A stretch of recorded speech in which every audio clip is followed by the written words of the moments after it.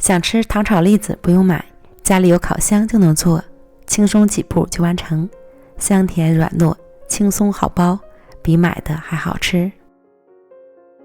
1斤栗子洗净后沥干水分，用锯齿刀划出一条口子，尽量别划到板栗肉，自己也要小心别受伤。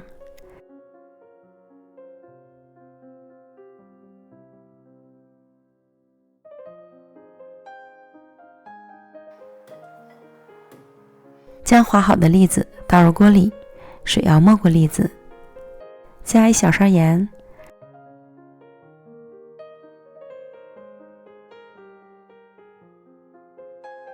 水烧开后煮10分钟，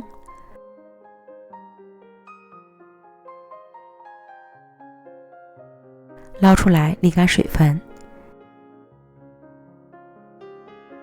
接着准备40克蜂蜜，加入10克油，20克水，搅拌均匀，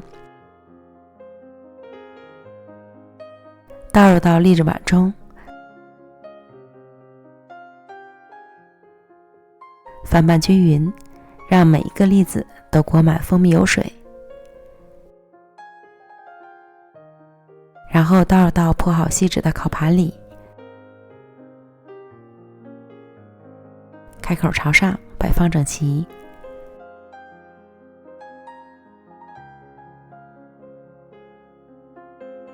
送进预热好的烤箱，上下火200度烤25分钟。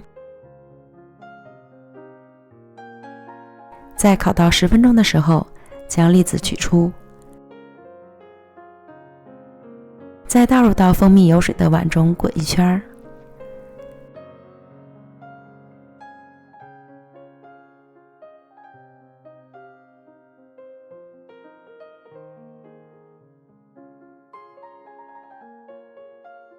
再重新倒入烤盘里摆好。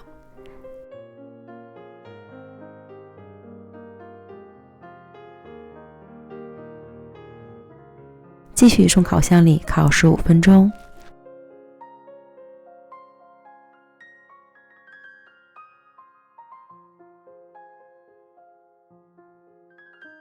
时间到了，出炉。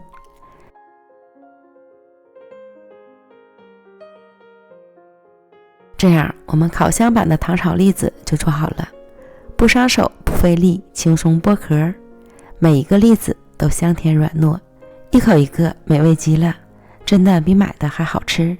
秋风起，栗子香，烤箱版的糖炒栗子，赶快安排起来吧。